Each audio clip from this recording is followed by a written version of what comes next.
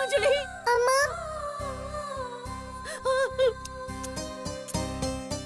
அஞ்சலி செத்துட்டா. அஞ்சலி செத்துட்டா.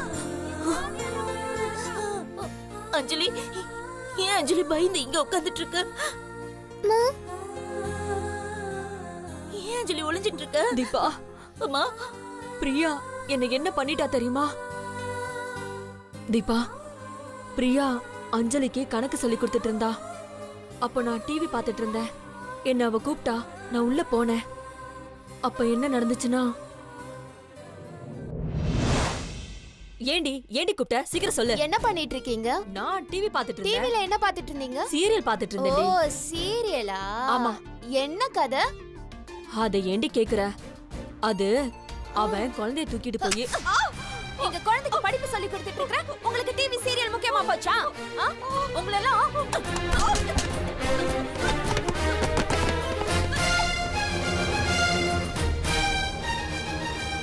இதாண்டி நடந்துச்சு. அப்புறம் நான் அப்படியே மயங்கி விழுந்துட்டேன். அம்மா, என்ன பிரியா மம்மி எடுத்துட்டு போய் படிப்பு சொல்லி தரேன்னு கோவமா பேசினாங்கம்மா. அவங்க ஒரு குச்சியால அடிக்க வந்தாங்கம்மா. நான் அவங்க கிட்ட இருந்து தப்பிச்சு ஓடி வந்து இங்க ஒளிஞ்சுக்கிட்டேன். அவங்க ரொம்ப நேரமா எல்லா இடத்துலயும் தேடி பார்த்தாங்க. அப்புறம் நிறைய பொருளை உடைக்கிற சத்தம் எனக்கு கேட்டுச்சுமா. அம்மா, நான் கடைக்கு போகும்போது அஞ்சலியை பத்திரமா பாத்துக்கோங்கம்மான்னு தானே சொல்லிட்டு போனேன். ஏய், நானும் அவ பாடம் சொல்லி கொடுக்கறான் தாண்டி டிவி பார்க்க வந்தேன். அதுக்குள்ள இப்படி ஆயிடுச்சுடி. ஏய், வந்துட்டாளே. என்ன அஞ்சலி செத்துட்டாளா?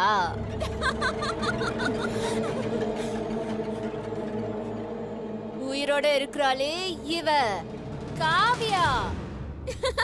காவியா பிரியா மம்மி ஏம்மா இப்படி எல்லாம் சொல்றாங்க? அவங்களுக்கு உடம்பு சரியில்லைல்ல, அதனாலதான் இப்படி பேசுறாங்க. இதெல்லாம் நீ பெரிய விஷயமா எடுத்துக்காத. இனிமே எப்பவும் பிரியா மம்மி கிட்ட ஜாக்கிரதையா இருக்கணும், சரியா? சரிம்மா. நீ போ. ஏய் நில்லு, நீ அவளை போ சொல்ற? நான் அவளுக்கு படிப்பு சொல்லி கொடுக்க வேண்டாமா? உன்ன மாதிரி நானும் பொறுப்பு இல்லாம இருந்தா அவ எப்படி ஜீனியஸ் ஆவறது? அவ ஒழுங்கா படிச்சாதான் அடுத்த வருஷம் அவளுக்கு டாக்டர் சீட் வாங்கி கொடுக்க முடியும். சரி சரி, படிக்கலாம். போ, நீ போய் புக் எடுத்துட்டு வா செல்லம். போ. மா, நீங்க போய் மாத்திரையை கொண்டு வாங்கம்மா. நைட்டு சரியா தூங்கல. போய் புக் எடுத்துட்டு வா, நான் உனக்கு படிப்பு சொல்லி தரேன். சரி, சரியா? போங்க. நீ சொல்றத கேக்கல அப்படியே அடிச்சிடுவேன். போங்க அந்த பக்கம். நான் படிப்பு சொல்லி தருவேன். இங்க பாரு காவியா, நீ நல்லா படிக்கணும், சரியா? பாப்பாக்கு பால் கொண்டு வந்து கொடு.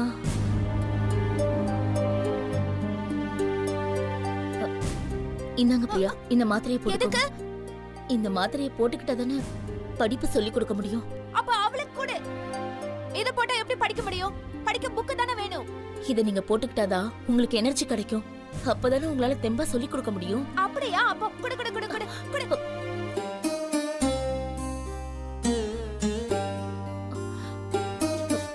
கொடுங்க.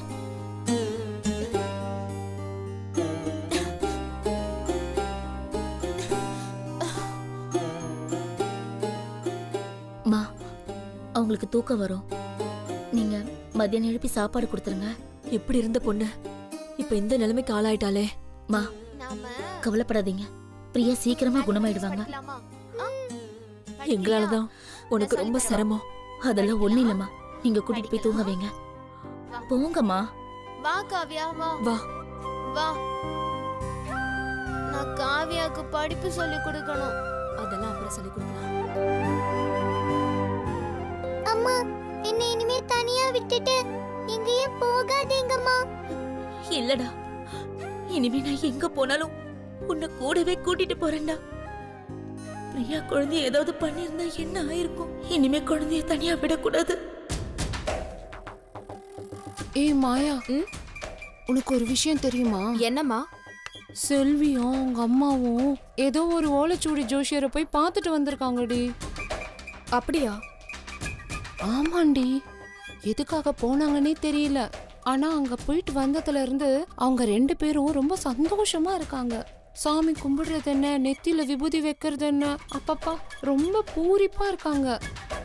என்னம்மா சொல்ற? ஆமாண்டி, அவங்க 2 பேரும் குசு குசுன்னு பேசிக்கிறாங்க. சந்தோஷ பார்க்க அவன் ரூமுக்கு போயிருக்கா. அப்படியா? சரி வா நம்ம போய் பார்க்கலாம். வா.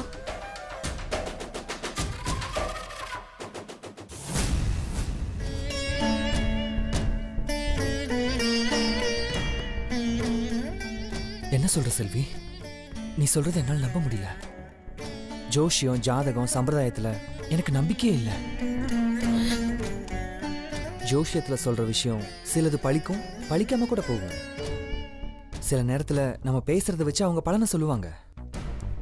அது எல்லாத்தையும் நினைச்சு நீ கன்ஃபியூஸ் பண்ணிக்காத. இல்ல சந்தோஷ், கண்ணம்மா அம்மாவும் இதே தான் சொன்னாங்க. அதே தான் இப்ப ஜோசியரும் சொல்றாரு.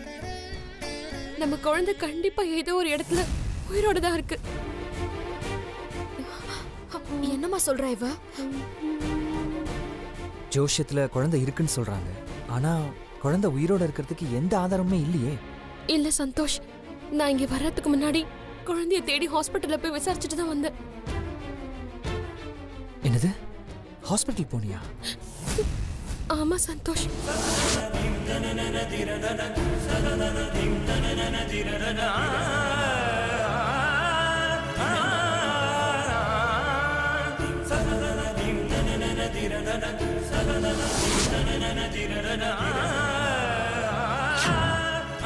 அது மட்டும் இல்லாம எனக்கு பிரசவம் பார்த்த பாட்டியையும் நான் போய் விசாரிச்சேன். என்ன சொன்னாங்க? உன் குழந்தை சாவலம்மா. நான் தான் பணத்துக்கு ஆசைப்பட்டு மாத்தி வச்சிட்டம்மா. என் குழந்தை இப்ப எங்க இருக்கு?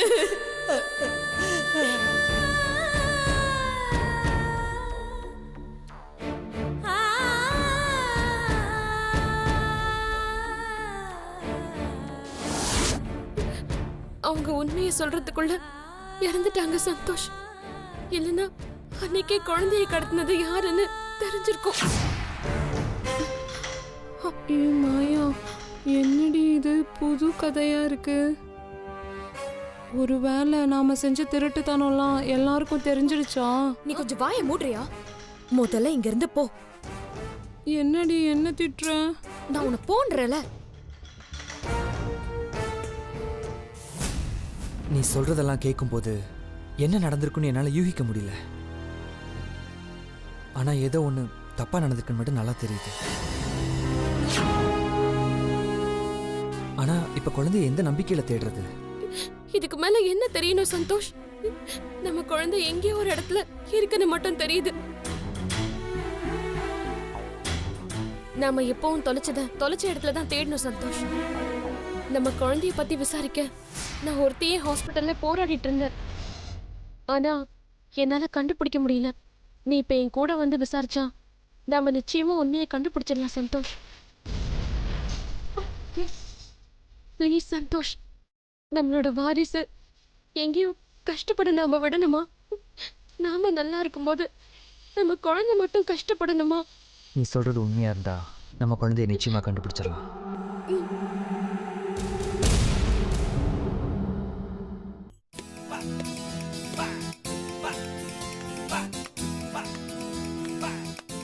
உள்ளே வரலாமா? வரும், வந்து தொலையும்.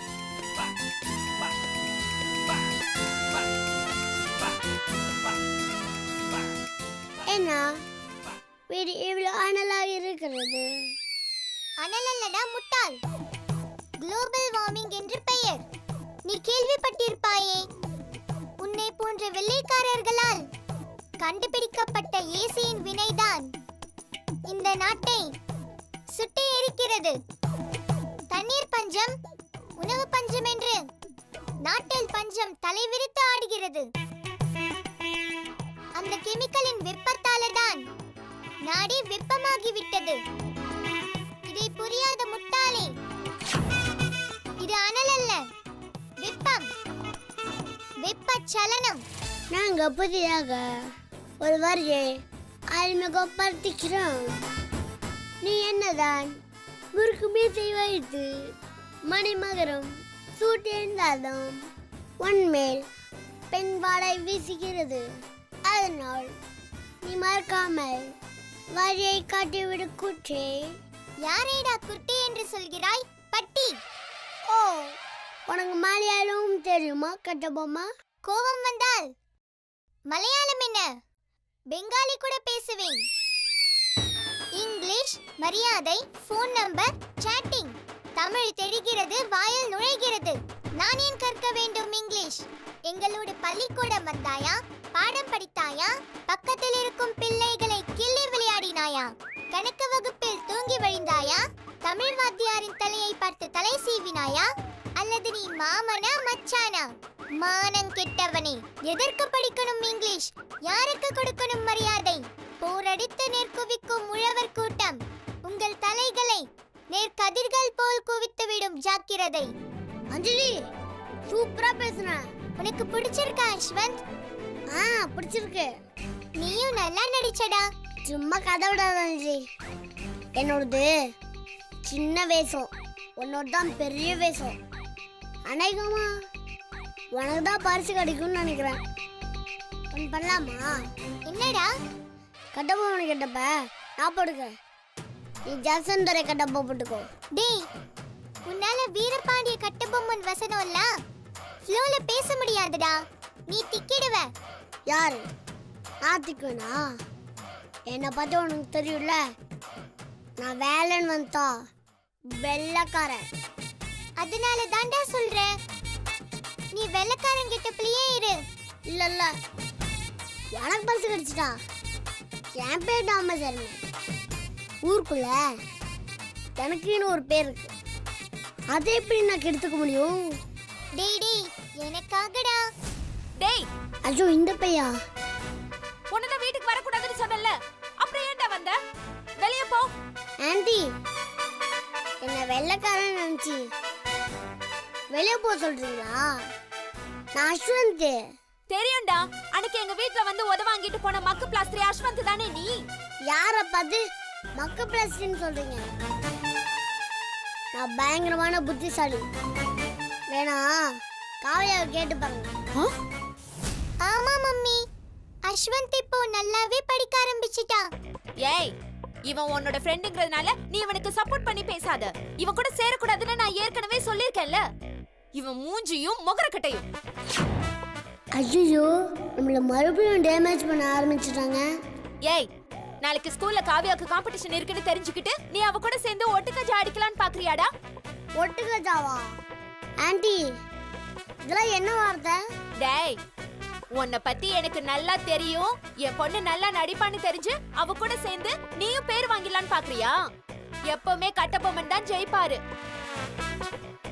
ஆண்டி, எனக்குன்னு எப்பவுமே ஒரு ரசிகர் கூட்டமே இருக்கு. நான் இப்ப கூட ஜாக்சன் துறை கேட்டப்பல கலகிட்டு போயிட்டே இருப்பேன்.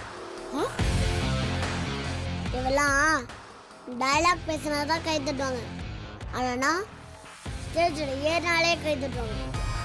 காவியா, இவன் ஓவரா பேசுறான்ல, இவனு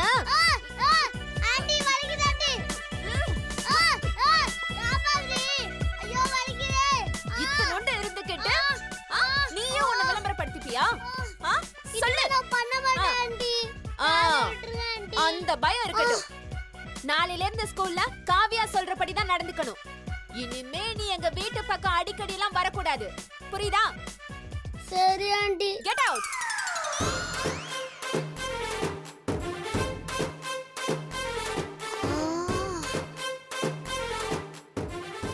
அடி பாவி, உங்க அம்மா காதை கிள்ளிட்டு போயிட்டாங்க.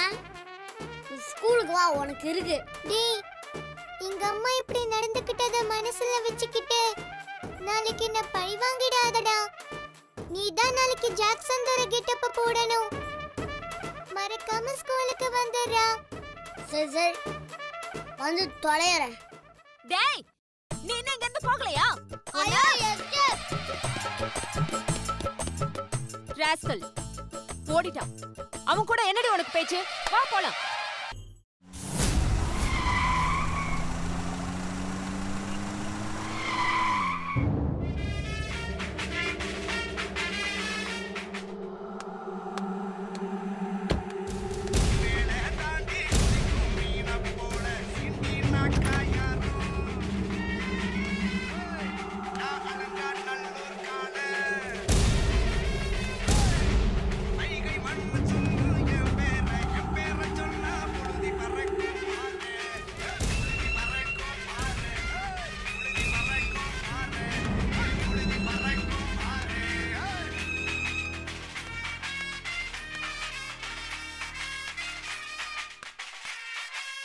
அங்கிள் மாயா டேய் பாட் ஆஃப் பண்றேன்.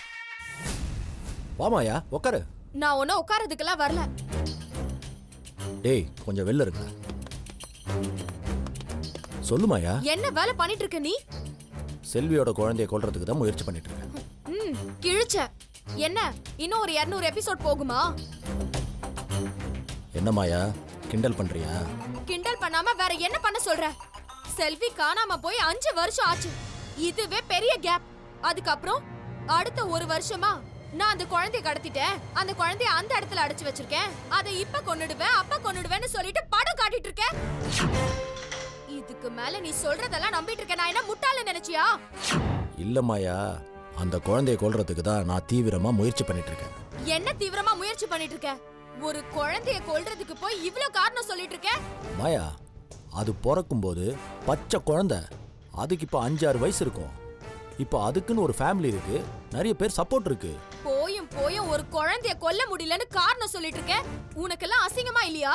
இத பாரு மாயா, நான் நிறைய முயற்சி பண்ணி பார்த்துட்டேன். முடியாததால தான் இப்போ வேற மாதிரி பிளான் பண்ணிட்டு இருக்கேன். எனக்கு தேவை நான் சொன்ன வேலை முடிஞ்சுதா இல்லையான்றதுதான். நீ சொல்ற காரணத்தையும் கதையும் கேட்கறதுக்கு நான் ஒன்னும் இங்க வரல. இப்ப பிரச்சனை நேரடியாவே வந்துடுச்சு. செல்விக்கு அவ குழந்தை உயிரோட இருக்கிற விஷயம் தெரிஞ்சிடுச்சு. ஆல்மோஸ்ட் அவ குழந்தைய நெருங்கிறதுக்கு எல்லா முயற்சியும் பண்ணிட்டு இருக்கா. மாயா, அவ முயற்சி பண்றதெல்லாம் எனக்கும் தெரியும். ஆனா அவ என்னதான் முயற்சி பண்ணாலும் அந்த குழந்தை அவகிட்ட கிடைக்கவே கிடைக்காது அப்படின்னு நீ நினைச்சிட்டு இருக்க. ஆனா உன் அளவுக்கு மத்தவங்க எல்லாரும் முட்டாள் கிடையாது. செல்வி ரொம்பவே உஷாராயிட்டா. அவ கையில குழந்தை கிடைச்சிட்டா நம்ம ஆடுன இவ்ளோ நாடகத்துக்கும் அர்த்தமே இல்லாம போயிடும். அந்த அளவுக்குலாம் நான் விடவே மாட்டேன் மாயா, நீ பயப்படாத. விடாம செல்வி அவ குழந்தைய கண்டுபிடிச்சு கொஞ்சம் போது அவ கையில இருந்து தூக்கி நீ கொஞ்சுவியா? இனிமே எனக்கு உன் உதவிலாம் தேவைப்படாது. நீ குழந்தைய கொல்றதெல்லாம் இதோட நிறுத்திக்கோ. என்ன மாயா, என்ன சொல்ல வர? ஆமா, இனிமே நானே போராடி அந்த குழந்தைய எப்படியாவது கொன்னுடுறேன். ஓ, அந்த அளவுக்கு வந்துட்டியா நீ? ஆமா, உன்னால அந்த குழந்தைய கொல்ல முடியாதுங்கிற விஷயத்த இனிமேலும் என்னால புரிஞ்சுக்க முடியலனா என்னை விட பெரிய முட்டாள் வேற யாருமே இல்ல. இனிமே நீ குழந்தைய கொல்லுவேன்னு நான் நம்ப தயாரா இல்ல. என்ன எப்படி காப்பாத்திக்கணும்னு எனக்கு நல்லாவே தெரியும். அந்த குழந்தை செல்வி கையில கிடைச்சதுன்னா பறி போக போறது ஏன் வாழ்க்கை தான். அதனால உன்னை நான் நம்பிட்டு இருக்கிறத விட நானே களத்துல இறங்கலான்னு முடிவு பண்ணிட்டேன். என் வாழ்க்கையை என்னாலேயே நான் காப்பாத்திக்க முடியும். ஓஹோ, அப்போ என்னால முடியாதுங்கிறத நீ வேற மாதிரி சொல்ற அதானே? இதுல நான் முடிவு பண்றதுக்கு ஒண்ணுமே இல்ல. உன்னால முடியாதுங்கிறது தான் உண்மை. தப்பா பேசுற மாயா, ஒவ்வொரு நாளும் நான் உனக்காக தான் நான் உழைச்சிட்டு இருக்கேன். நீ உழைச்சதுக்கான ரிசல்ட்டே தெரியலையே, அப்புறம் நீ உழைச்சேன்னு சொல்றதுல அர்த்தமே இல்ல. மாயா, அந்த குழந்தைய கொல்றது அவ்வளோ சுலபமான விஷயமே இல்ல. அது ரொம்ப கஷ்டம். சொன்னா புரிஞ்சுக்கோ. கஷ்டம் கஷ்டம்னு சொல்றியே, விஷயம் இப்ப கை மீறி போயிட்டு இருக்கு. செல்வி கையில குழந்தை கிடைச்சா என்ன ஆகும்னு தெரியும்ல? அது எப்படி மாயா கிடைக்கும்? அந்த குழந்தை தான் இப்ப என்னோட கஸ்டடியில இருக்கேன். அந்த குழந்தை உன்னோட கஸ்டடியில தானே இருக்குன்னு சொல்ற, அப்புறம் ஏன் கொல்லாம இருக்க? அந்த குழந்தை எங்கன்னு சொல்லு, மிச்சத்தை நான் பாத்துக்கிறேன். அதுக்காகவா மாயா நான் இத்தனை வருஷம் கஷ்டப்பட்டேன்? அந்த குழந்தை தங்க முட்டை போடுற வாத்து. இதோ பார், இந்த பழைய கதையெல்லாம் சொல்லிட்டு இருக்காத. இப்ப நீ என்ன சொல்ல வர அதை நீ ஸ்ட்ரெயிட்டா சொல்லு. அந்த குழந்தை கொல்ற ப்ராசஸ்க்கு இது வரைக்கும் எவ்வளோ பணம் செலவாயிருக்குன்னு உனக்கு தெரியுமா? நீ இன்னும் கூட எனக்கு எவ்வளோ பணம் தர வேண்டியிருக்கு தெரியுமா? நீ அவ்வளோ அசால்ட்டா அந்த குழந்தைய அடையாளம் கட்ட சொல்ற. இப்பவே நீ என்னை மதிக்க மாட்டேன்ற. நாளைக்கே உன்னோட வேலையெல்லாம் முடிஞ்சிட்டா நீ என்னை எப்படி மதிப்ப? நீ எனக்கு உண்டான பணத்தை கொடுத்துட்டு அந்த குழந்தைய கூட்டு போயிட்டே இரு. அதுக்கப்புறம் நீ அந்த குழந்தைய என்ன வேணா பண்ணிக்கோ. ஓ, என்கிட்டயே நீ அந்த டீல் பேசுறியா? பின்ன எல்லாமே வியாபாரம் தான். இப்ப கூட நீ என்கிட்ட வியாபாரம் தானே பேசிட்டு இருக்க. சித்தப்பான்ற மரியாதை கொடுத்தா பேசிட்டு இருக்க. இந்த உலகத்துல எல்லாத்துக்குமே ஒரு விலை இருக்கு. அந்த குழந்தைக்கு உண்டான விலையை கொடுத்துட்டு நீ போயிட்டே இரு. அதுதான் ஜென்யூனா இருக்கும். பிசினஸ்னா பிசினஸ் தான்.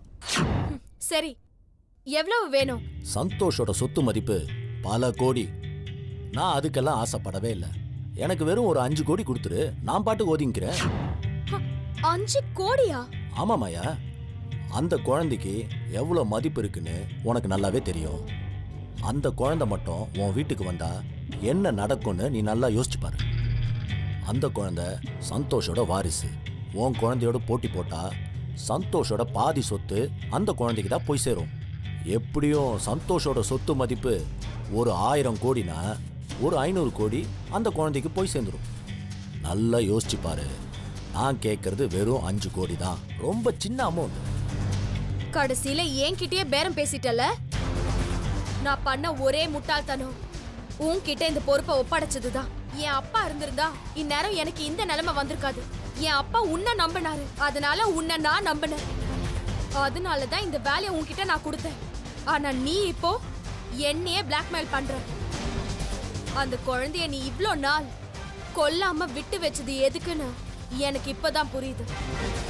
என்கிட்ட இப்படி ஒரு பேரம் பேசணும்னு தானே அந்த குழந்தைய கொல்லாம விட்டு வச்சிருக்க. நீ எப்படி வேணா நினைச்சுக்கோ மாயா. எனக்கு தேவை பணம், பணம் மட்டும்தான். அதை தர முடியுமா முடியாதா? பணம் எல்லாம் கொடுக்க முடியாது. உன்னால முடிஞ்சதை நீயே போய் பார்த்துக்கோ.